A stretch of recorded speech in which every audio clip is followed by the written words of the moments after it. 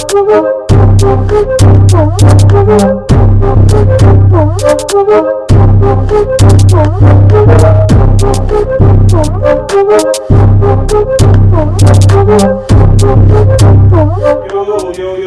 thank you for tuning in to Blunt Talk. This is another episode.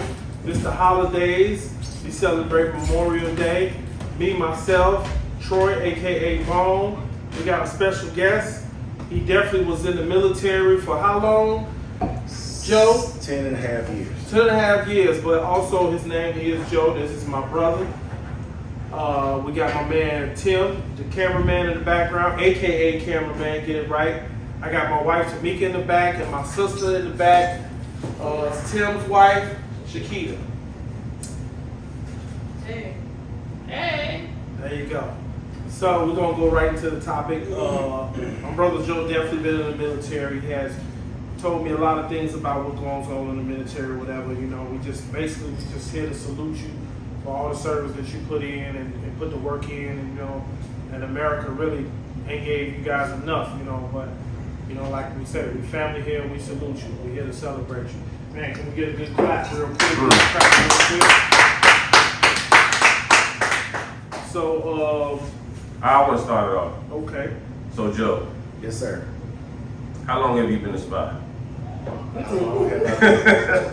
No. He said a spy. A spy. Oh, no. What did you do in the military? Yeah. I was a medic. Okay. Yeah. I was a medic. I always wanted to be in the medical field.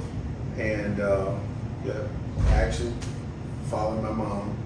And even actually at one point, all of us, my mom, my sisters, all of us were in the medical field.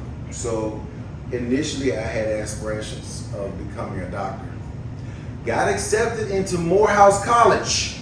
Hey, okay. But I could not afford to go.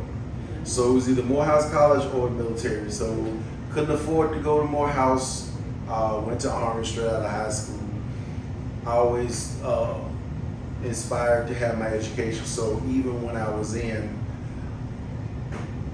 on active duty, there's a college that's associated with just about every military base.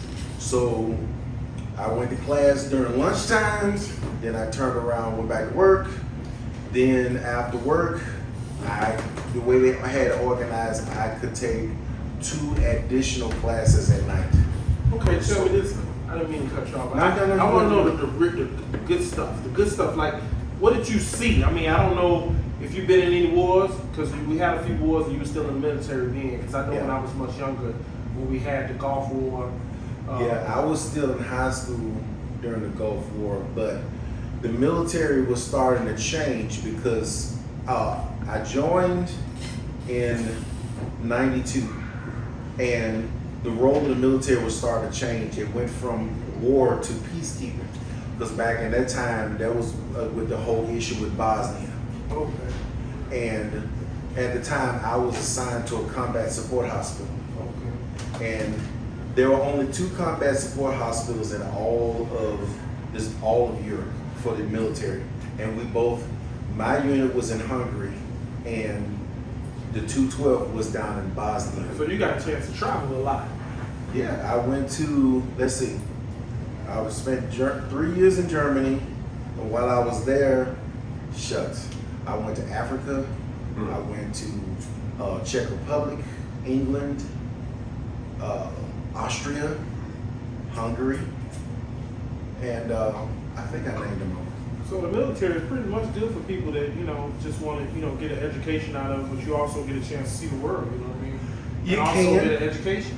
It does offer a lot, but I tell anybody, before you sign anything, talk to somebody that has been in, and make sure that you're signing up for what you want. Out of all the armed forces, I would recommend the Air Force, because they have the. Now, I'm sorry, I was kind of busy at the time, but you said you was in which one? I was Army. You was Army, okay. You said the Air Force, though. Why would you pick Air Force over Army? The Air Force has the best quality of life for their soldiers. That's what's the Marines, right? Marine, you got to be a little crazy, you know, with them. If you're not crazy, you're going to be. Because of the training. Because it's just the mentality that the Marines have.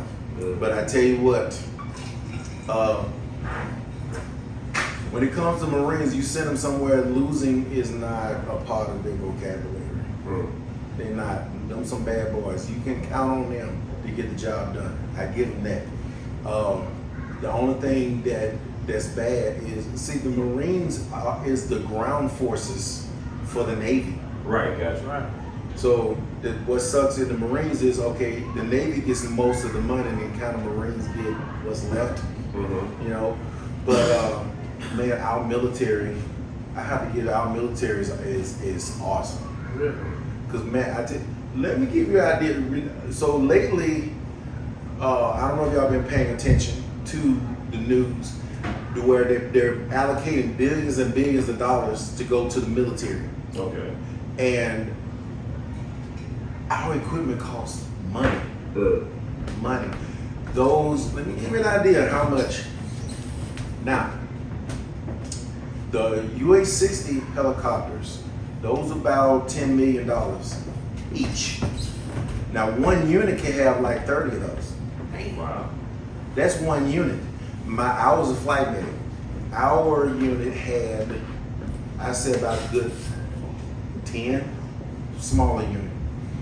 And and then you also have the heavy equipment transport. It's just like a big truck on steroids. Gotcha. And you probably seen on TV, they got like 20 wheels on the back. How big is it? How tall is it?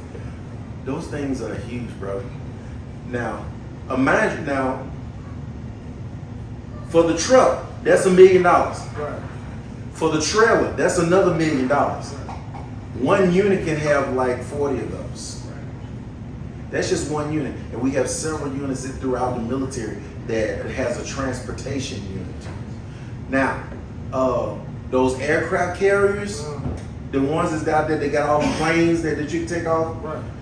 Those are about $13 billion.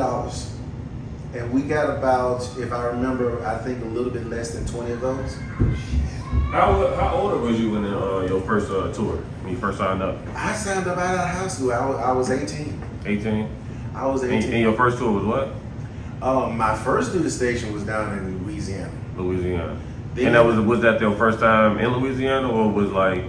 No, I went to New Orleans when I was a teen, but to actually be stationed there, I was stationed there for 2 years and 1 week. How was life down there? That sucked. And wait, okay. How was life down there? And what year was it? I was there. I graduated from AIT. That was at Fort Sam, right outside of San Antonio. That's where all the medical training for the Army is. Right.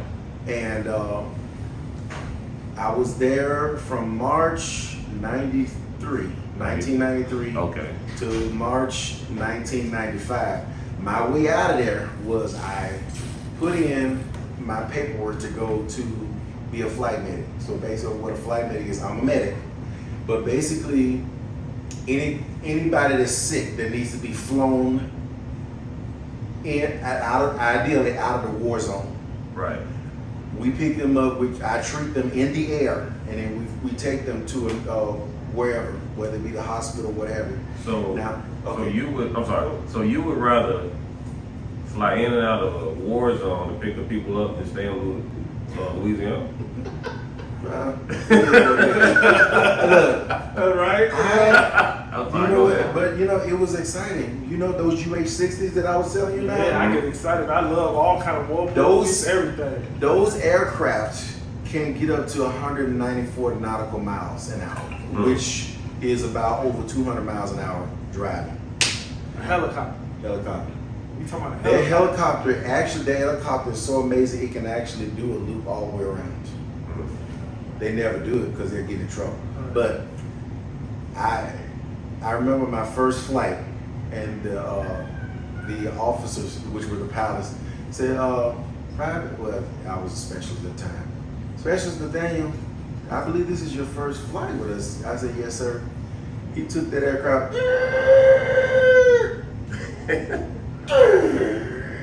So everything in my body went like this, and then it went back down like that. So that didn't scare me. I was like, that was nice. Do it again. But one thing I love about flying is when they're flying nappity earth, which means that we're 100 meters, maybe about 100 feet above the highest obstacle. And we train like that so for one, we can see what's going on. And then number two, when you fly low, you have it's kind of a way to avoid radar. Gotcha. Okay. So that was a part of our training. But that was cool though. I mean, literally, it seemed like we were so close to the trees I can reach out and touch them. Really? But I mean, not like loud? I mean, you have to wear headphones, right? Yes, sir. Yes, sir. We had to have earplugs in. I remember we were flying in the evening time, and then we also did night training. That's a part of our flight training. We had to do night training, and we had to hover for a minute to put on our night vision goggles. Right. I tell you what, one of my earplugs fell out. That aircraft was so loud, it seemed like it was somebody was like taking this pool cue and scrambling the inside of my brain. Man. It's just that loud. But those aircraft are amazing, man. Those bad boys can pick up a Hummer, sling loaded, and take it where it needs to go. Mm-hmm. Now, I told you I went to Africa, right? Right. Now, we flew on the Air Force. The Air Force took us from Germany to Africa. We flew on a C-5. That's an amazing aircraft. Imagine an aircraft so big that you can put tanks, every piece of equipment you'll need, and your personnel at the top and fly off. That gotta be a double propel though. One propel or double? What you mean? No. This is fixed wing. Oh, really? This is an airplane. Google it or C5 the next time you see it. It opens up in the front and the back. Oh, okay, one of them. Okay. It is designed to, if something pops off, it is designed to have anything, anywhere in 24 hours. Get out of here. Period. I think we're the only country that actually has aircraft refuelers. That within itself is awesome. Now imagine two planes. Okay, they link up and say, okay, we need some gas. Right. All right, the refueler. This is an airplane. That's a refueler full of gas. Mm. We're flying. The refueler comes up here. A little buoy comes out. And if you ever see a plane that has like a long pole in front of it, Yeah. that's where the fuel goes. I've only seen that thing in movies. I know what you're talking about. And so it's like a buoy. It clicks on. They're in sync. The gas up. When they full, it disengage. It rolls back up. All right, see you later. The plane never has to land to refuel. That's what's up.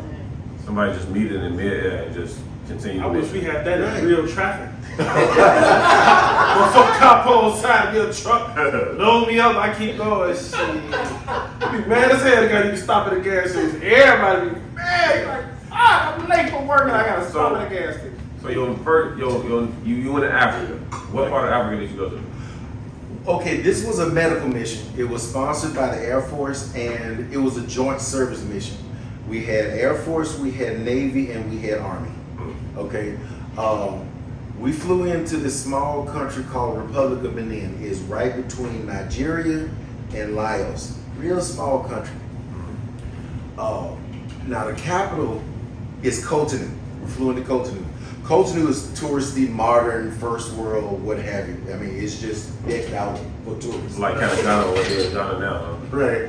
And so after now Cotonou is right on the coast. Coast, beautiful Africa coast. Once we got our equipment and we went north, which is more in the country, third world. Wow. People were poor. We went to villages that their walls were made out of clay dirt, Right. and their roofs were made out of palm leaves. Right. These people never seen a cell phone. Wow. They are so poor that they don't even know how poor they are. Right. But I was kind of jealous because their lives are so simple, Right. just simple. They have no concept of nudity either. I mean, they just walk out, the women just breasts just hanging. It's like that's just a thing. You got the coordinates? Huh? Do you gotta take all kind of medicine though when you get there so you wouldn't catch nothing? We took a malaria shot because of the mosquitoes, but that was about it. Because in the military, before you go in, they give you shots for everything: measles, mumps, rubella, Everything under the sun. yeah. It was literally an assembly line, and they just inject us with all kinds of immunizations. Oh Lord. So everybody got those, and that was actually part of my job. I maintained everybody's shot records, and because some like the hepatitis A, hepatitis B, hepatitis C, all of those are a series of shots. You give your initial one, and then the next one you got to have in 6 months, and then the next one you got to have another 6 months. And that was part of my job as a medic to make sure that everybody had their immunizations. Actually, my second unit, they didn't keep up with that stuff. I went to the first sergeant in command that said, your unit is not deployable because none of them have been kept up on their shots. So if we get called to war, your soldiers can't go anywhere. Not supposed to. Right. So of course, when you tell a commander like something like that doesn't go well with him because he can get in trouble. So I had like a mass immunizations. But again, back to Africa, we had 3 teams. We had an immunization team to give the children their shots, childhood shots. Right. The second team was the dental team. They were all Army. We had the Army DenTac. And basically they were just pulling rotten teeth all day. That's the only thing they could do.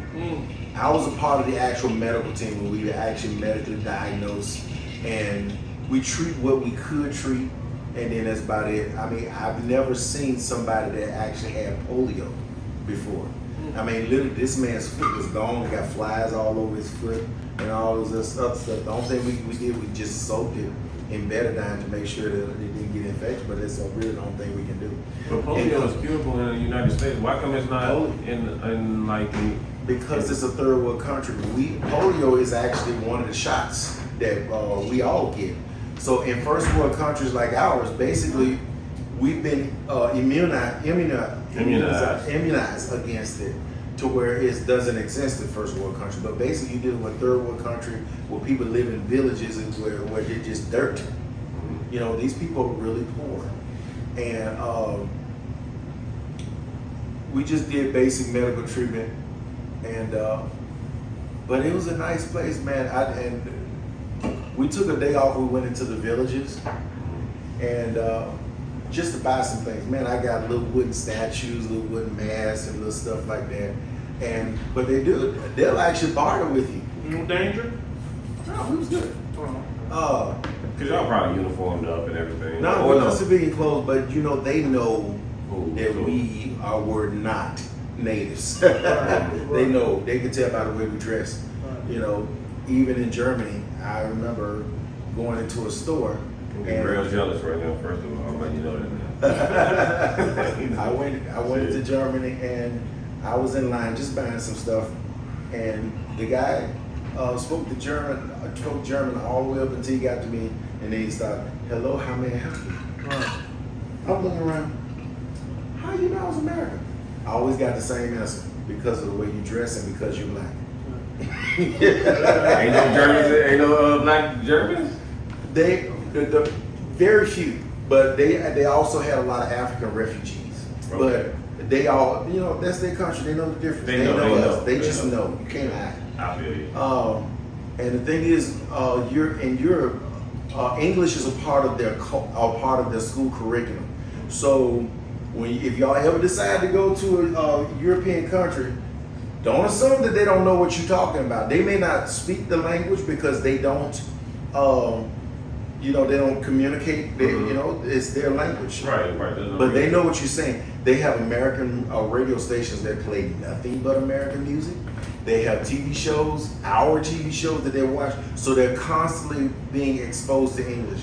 So I met people that are very fluent in English. I met people that their English is not so much because they don't get a chance to speak it.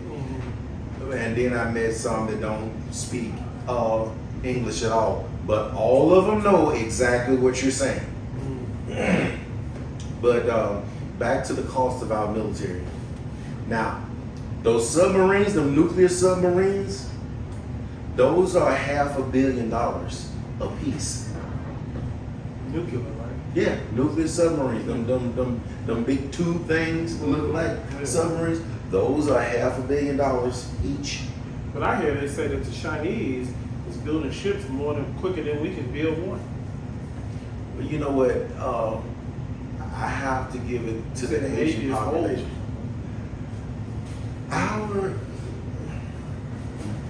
Here's what I heard. Okay, China, China's nobody to sneeze at. You cannot underestimate. You never underestimate anybody. Oh yeah, especially not China. The Asian people are some of the most disciplined people you can possibly run into. Right. And they're highly analytical, highly intelligent. But the thing is, they don't really have that experience, that wartime experience that we've had. So I've heard. But here's the thing. They talk tough on TV because you're talking about we getting ready to go to war and this, that, and the third. But here's the thing. We need each other. China's economy depends on ours because we buy all their stuff. If you look at your clothes right now, I guarantee you are wearing something that says made in Taiwan or made in China. Yeah, So China has built their economy off of their biggest clientele, which is us. You see all those big shipping containers on ship. Yeah. That's coming from China. Right. Yeah. It We used buy to be their stuff. It used to be what Australia and Indonesia. They're Back in starting. like the early '90s. This used to be everything wasn't made from China. It was a lot of Yeah, they did, but you know, it's just business. Right. They go. Here's the thing. These businesses, the reason why they flocking overseas, first of all, they don't want to pay us. If they stay over here, they got to pay us at least minimum wage or higher. right. If they go to a different country, that means they can pay those workers according to their economy. Right, which is like pennies to the dollar. Right. Exactly.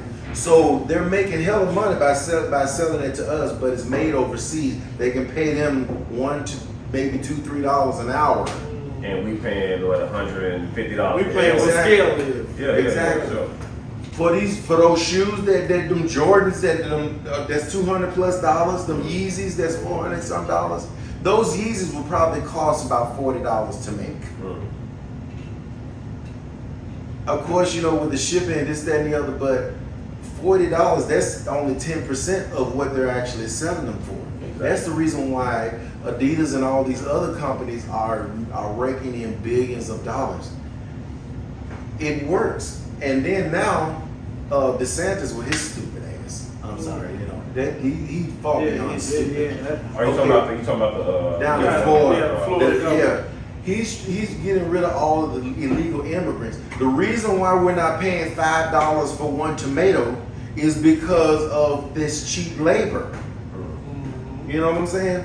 And so he's trying to get rid of all that. Now I'm looking on TV and TikTok where these brand new houses that they were once building, they don't have any workers. There's nobody. They totally abandoned everything because they're leaving and going somewhere else. But man, it's ridiculous. But anyway, military, I don't regret going. Right, that was my question. I was gonna. I don't would you- regret would going. you- I don't regret going because there were some valuable lessons that I learned in the military that transcends into my everyday life. Number one, there's one thing that I was Discipline. that, and the first thing that I learned when I was in basic, they told me you need to pay attention to details.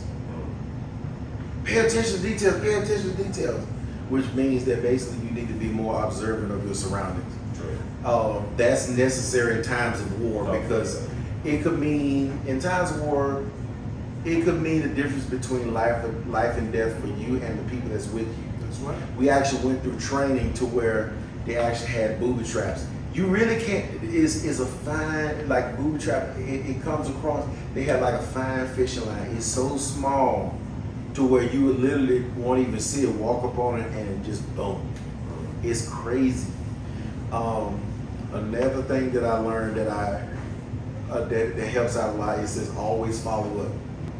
When you initiate something, don't just assume that it's going to happen, or assume people know what you're talking about, or assume they're going to do what you told them to do. Always follow up.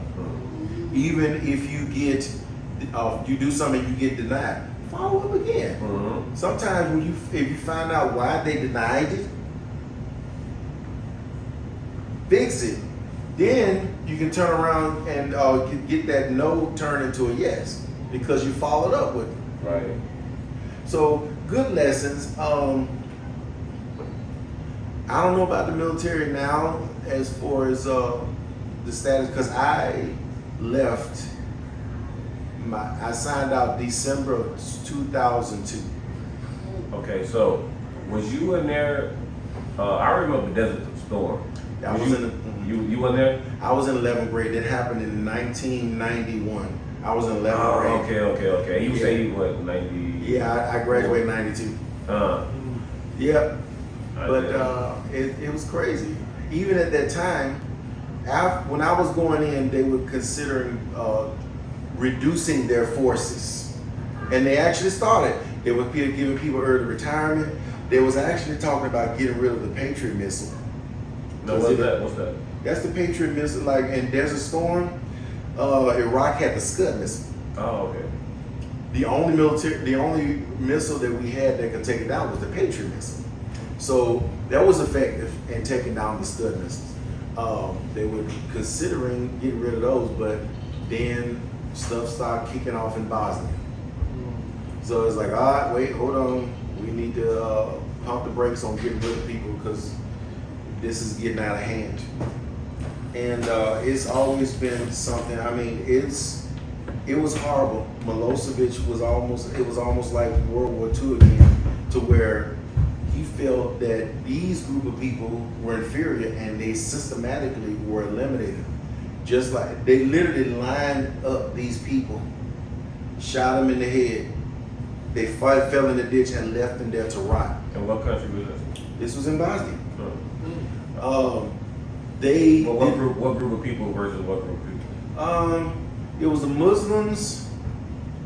Milosevic was Muslim, radical Muslims, and they just didn't. You weren't a Muslim. If you weren't Muslim or you were, because I don't. Or they did it because you wasn't Muslim. They did it because they weren't Muslim. I'm not sure exactly what they would categorize as either. Because I know sometimes, like now, you hear a lot about Sunnis and Shiites and all this other stuff, but they all Muslim, but it's like a different set. You have Muslims all over the world. Right. So it wasn't nothing like that. Well, they were definitely radical, obviously, because they were going. They decided to literally systematically getting rid of these people. Of their own people, right? This is how ruthless this was. They would kill the men. They would take the women. They took as many young girls and young women as they could, and they took them to the school, locked them in there, raped them over and over again until they got pregnant. Because their philosophy was, we're going to birth new Muslims. So there are women right now that were in Croatia and Bosnia, those areas that they escaped and came to America, and they could tell you all types of horror stories. And so it was just that bad to where it took the UN, and we of course were part of NATO, to go in to stop this stuff. And even now, when it comes to this war, okay, we need China. Russia is so incompetent that it's actually ridiculous. Incompetent. Think about this. When the Ukraine war started off, they had like 90 vehicles to leave Russia on the way to Ukraine. All of them ran out of gas. How incompetent is that? And they had to wait for somebody to come along to give them some gas so they can continue on into Ukraine and trying to start a war. Okay, that's some logistical failure. Yeah, who was the captain of that? Cause here, okay, Oh, gas? okay, cause see the way we train, I'm a soldier first, I'm a medic second. Mhm. So logistics is a large part of winning a war. You got to make sure that you got to have enough ammo. You got to make sure you have enough uniforms. You got to make sure you have food. You got to make sure your vehicles are fixed. You got to make sure there's enough gas. Because in a convoy, I learned that in my first unit as a private. I had my ambulance, had a military ambulance. In our convoy, we had a wrecker in case a vehicle broke down. We had refuelers. For every so many vehicles, we had to have refuelers to keep that from happening. Just every T, So how did the refills get every there? guy. You're carrying the gas. How come you can't refuel? No, I'm saying how did the thing that bring the gas to you, how did they keep them full? One thing about it, we to maintain that fuel, we also had refueling points. That's all a part of the plan. So like with that with Russia, okay, diddly dumb decided not to say, okay, this is the road, okay, we're gonna stop here, make sure get gas at this point, and then we gotta go here. At this point, we're gonna gas up again before we get to the Ukraine. And by the time we get to Ukraine, we still got our refuelers to keep us with gas. And then you gotta have a plan once you get over to Ukraine to keep supplying. Obviously, they didn't have any of that. So you telling me that? So you gotta understand. Me as a civilian, I'm looking at the news every day. Right. From since the time I could even pay attention to the news. Maybe like I said, like Desert Storm. Desert Storm. Which was like 93, 91. 91. So I'm 11, and I really started paying attention to the end. First Bush, all that. Right. So until now, Right. you mean to tell me that I've been taught that China and Russia and the United States are the three major world superpowers, and you telling me that Russia has no chance because they're in combat? Look, I just gave the receipts. I'm gonna let you make up your own mind. That's all I'm saying. I mean, Now, if you can't think, because it seemed like if somebody dropped the ball, it seemed like everybody, like the world is juggling, and you got China, like I said, China, United States, and Russia. They all juggling for power, and it seemed like if one person, either be China, because they teamed up, and the United States is teamed up with everybody else with the UN, and it seemed like if China fall, then the United States coming up on top. If Russia fall, the United States coming up on top. If America fall, they both taking over. So you mean to tell me that Russia is not as competent as we think they are? It's not as much of a threat. But don't we buy most of our oil from them? Yeah, that's what I'm saying. actually, the United States is the #1 exporter of oil. A lot of people don't know that, but we are. Next to Saudi Arabia. Here's the thing. The reason why the Saudi Arabia and Kuwait is so important to us is more economic reasons than military. Actually, all this conflict is really more economic than military. That's the reason why, the major bombs that haven't flew across yet. Now, their plan, excuse me, I got some water. Their plan is to, We have any water back there? No. Go ahead. their plan is they're trying to move the position of the American dollar. The American dollar Bring a moves couple of them. everything. The American dollar is, Yeah, I know they're trying to get rid of that. So. but the thing is, one of the ways they're trying to do it, they're trying to form BRICS. BRICS is an acronym. BRICS is Brazil, B, R, Russia, I, India,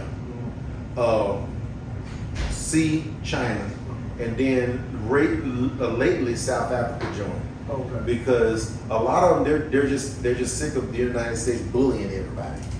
The United States is the big bully. You can't be #1 by doing the right thing. It is what it is. And the United States has done some horrible things over the years. But they're trying to destabilize the American dollar. But the problem is, they have to come up with their own currency, and it's got to be backed by something. That's really what they want to do. Right, definitely got to be backed by something. But here's the problem: the reason why we got away back in 1973, Nixon nixed the gold-backed standard. Right. Because if you have your money backed by gold, Right. let's say I want to take your country under. Your currency is backed by gold. Okay, simple. I'll just buy all of your gold. Right. So now your currency is worthless because you don't have any gold to back it up. So that's the reason why they got rid of the gold-backed standard. Nixon did, and now they just print however much they want to. And at the same time, so high. yeah, that it's been a lot. This complication is in layers. A lot of stuff that Trump did to undo what Obama did, because a lot of these pro-Trump guys, we didn't have these problems when Trump was in office. Oh, we wasn't at war when Trump was in office. Oh, Trump is the best thing ever. One thing that they failed to admit, Trump inherited an economy that was stabilized through Obama. Right. Because remember back in 2008, when Obama took office, our economy was a mess. Right.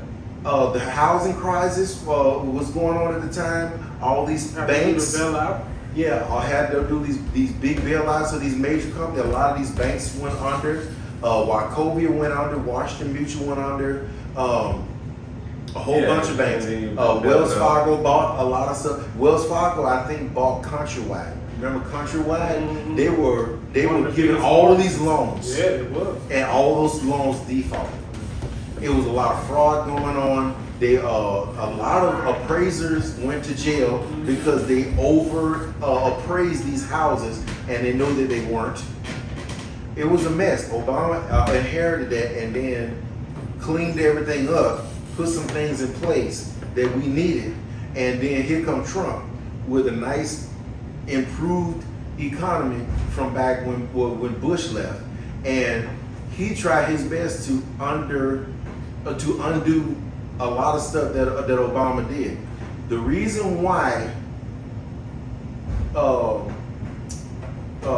what's this plague that we just had? COVID. Reason why COVID was the mess that it was. First of all, he got rid of the rapid response team that Obama put in place to keep this in line. Because remember when Obama was in office, remember Ebola was about the outbreak over here.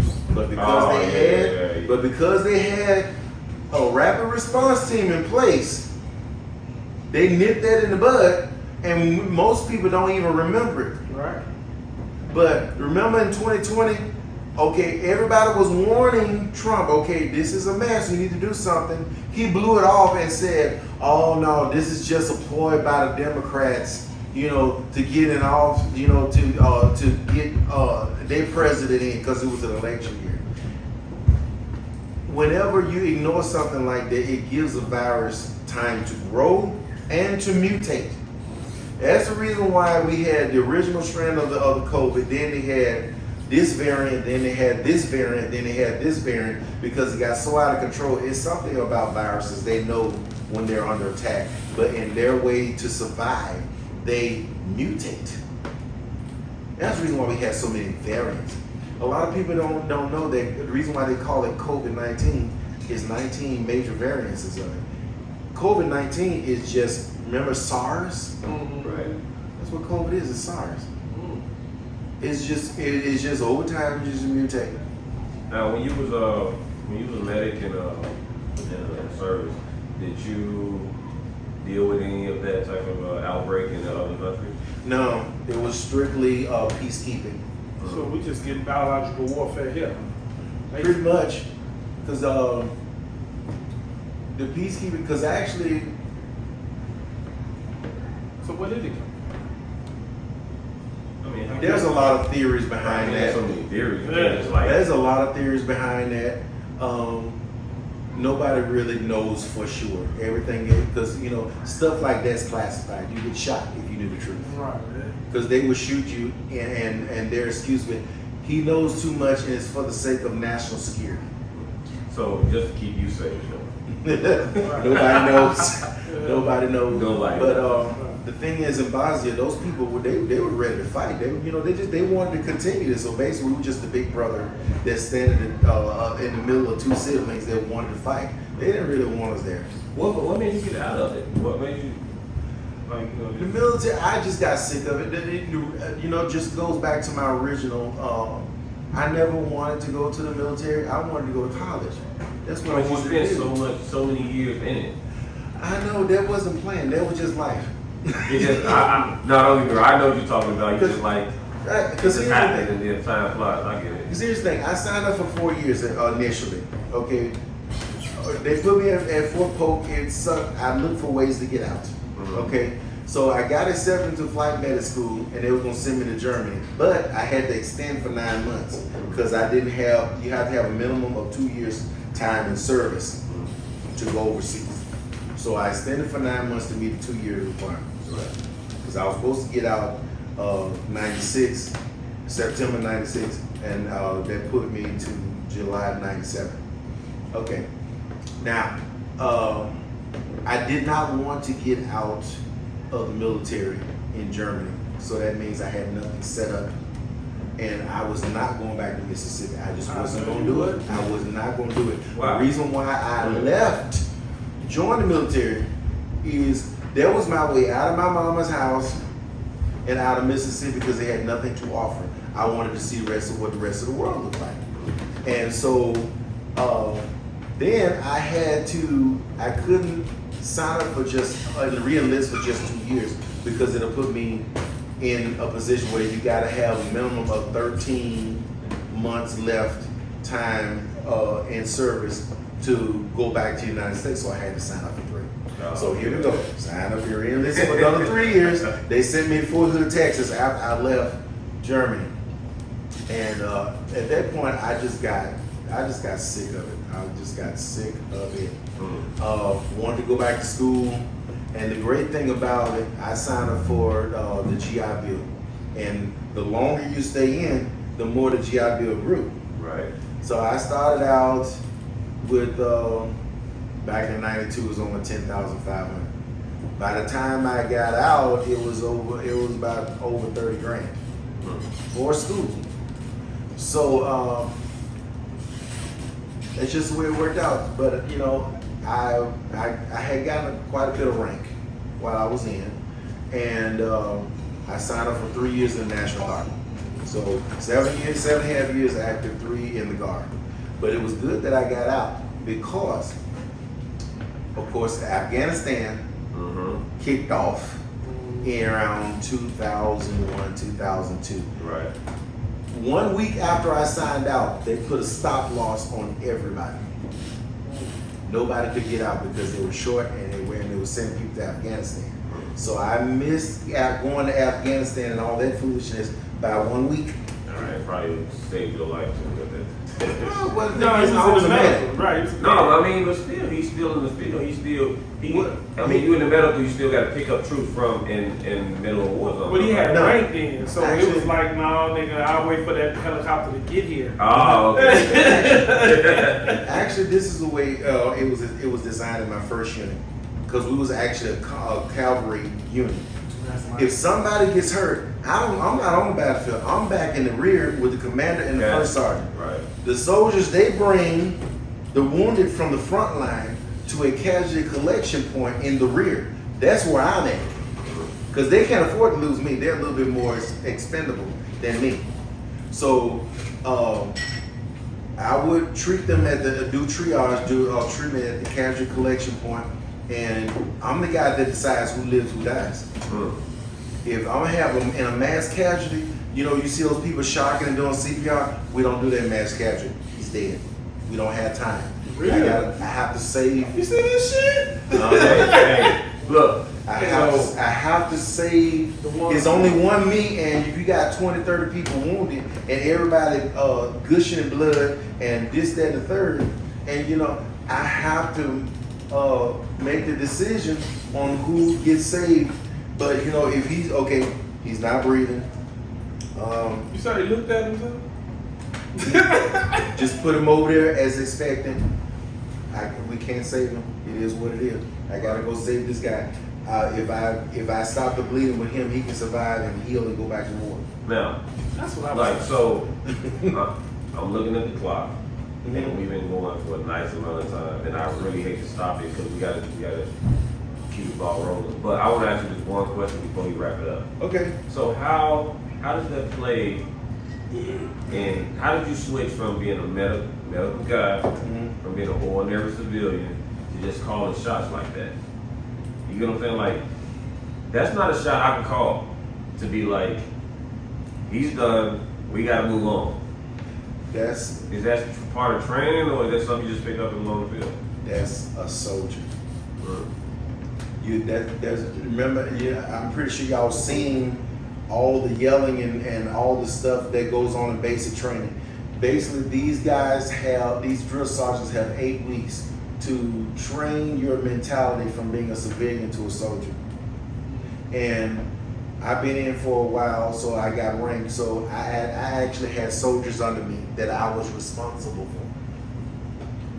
And so it's a lot of responsibility that's given to soldiers at a young age. I had my own troops at 21. Wow. When I remember they sent me to training, I got picked to be the first sergeant of my of everybody. So there's everybody, and then they have to ask for me to me, and then the cadre, if they did something wrong, he got in my behind, and then I get in theirs. So And those were that's about 200 soldiers. 200 soldiers under you? Now, think about this. There's the company commander. This one guy is solely responsible for hundreds of soldiers. The next up, there's 5 companies that makes a battalion. Now you have the battalion commander. This one guy is responsible for all those soldiers under those companies. That's a couple thousand. Then you got the brigade commander, where all of these battalions fall under the brigade. This guy is ultimately responsible for all those guys. And then you have the post commander. That's usually a general. Someone said about a post doing this shit. Go Right. die. There's so many layers to it, to where the other guys they answer to, but ultimately that post commander is responsible for whatever happens on his post. It is a lot of responsibility. And so it makes you grow up really fast. Yeah, sure do. I bet it do. You got time to be crying, and I can't. I didn't know that when you came over here, because this was just a family barbecue, and then you came over, and then we were gonna do the podcast anyway. Right. But for you to be here, in the service, and then for it to be Memorial Day, it was fate in the time and one, and we really appreciate you to come through and just tell us everything that had to do with service. And I appreciate you. Thank you. But I want to know so we're gonna bring the women involved in this. So let's just say, Well, are we moving on to what we're doing? 'Cause you gotta let me know. we can cut. We can't cut until you finish this. Right, you don't start it. No, I'm just saying it was still involved with military. I'm saying when guys dealing with the military with military wives, I'm saying that how does They're that? not in the military. They're not military. I know they ain't wives. military wives. So but I'm just anyway, saying if they was Thank you, Joe, for coming on the show. Appreciate you, cuz. And hey, we're gonna do a part 2 because you seem like you got a shitload of stories. Yes, sir. Because I tell you, I can really go into what soldiers really go through. And actually, he opened up that can. You know what? Thank you. I'm glad you just said that. I'm gonna write that down because I know you had it. Right. So we gonna definitely do a part 2. Right. And could you close us out? I'm glad you recognize what I was trying to say. Yes, You sir. know, he just everything that come out my mouth. It's I can't do it. I don't want to do it. I don't want to think about it. I don't want to say nothing about it. Fuck you. So on that note, look, I appreciate y'all for tuning in. Blunt Talk. I appreciate it. We really appreciate it. Tim, cameraman, aka cameraman. Special guest Joe, military. This is the holiday. We definitely salute you. We thank you. Memorial Day special. The ladies in the back, we appreciate y'all. Definitely the wives, Shakita and Tamika. And this is our show. The end of it for today. Blunt Talk.